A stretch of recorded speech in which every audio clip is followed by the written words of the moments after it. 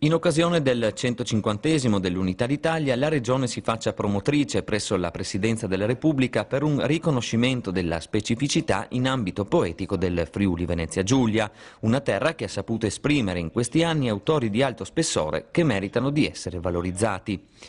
E l'invito che Pierluigi Cappello, il poeta che ha recentemente vinto il prestigioso premio Viareggio, ha rivolto al Presidente della Regione Renzo Tondo nel corso dell'incontro tenutosi a Udine alla presenza dell'assessore regionale alla cultura Roberto Molinaro e dei consiglieri regionali Sandro Della Mea e Piero Colussi.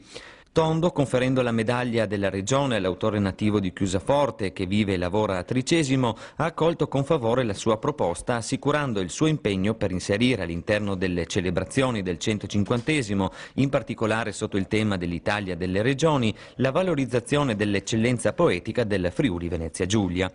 In Italia sono noto e apprezzato fin dagli anni 90, ha spiegato il poeta, ma non mi sono mai proposto in prima persona. Sono stati amici, conoscenti, editori e critici a bussare alla mia porta. Per questo vincere un premio importante come il Viareggio mi ha fatto provare grande soddisfazione, ma non mi ha stupito, perché la mia crescita è stata graduale e costante nel tempo.